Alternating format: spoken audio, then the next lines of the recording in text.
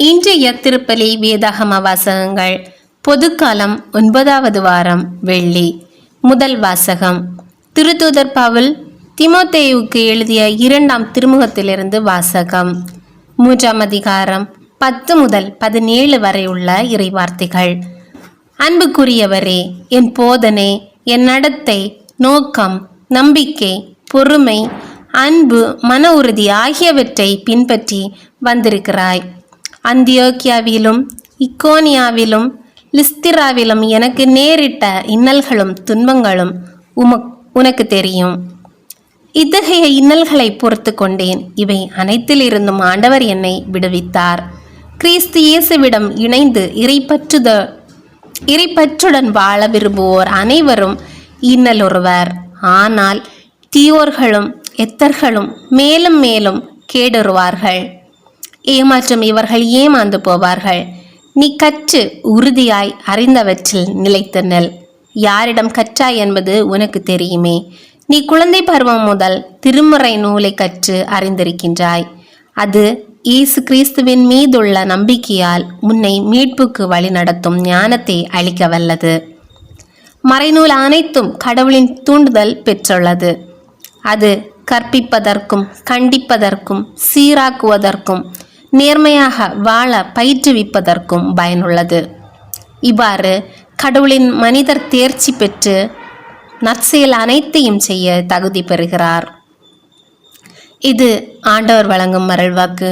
இறைவா, உமக்கு நன்றி.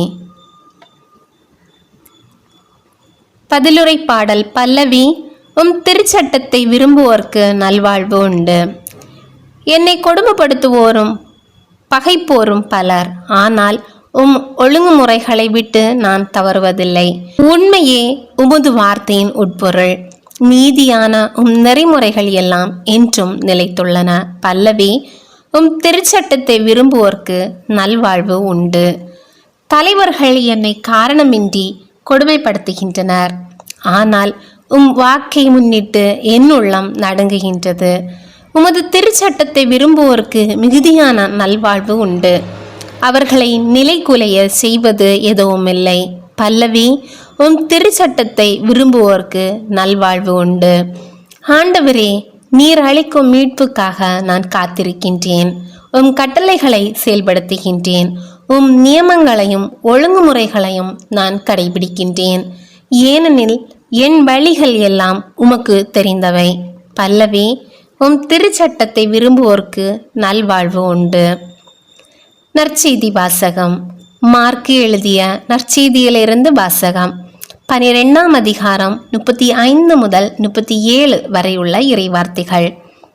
அக்காலத்தில் இயேசு கோவிலில் கற்பித்து கொண்டிருக்கும் போது, மெசியா தாவீதின் மகன் என்று மறைநூல் அறிஞர் கூறுவது எப்படி?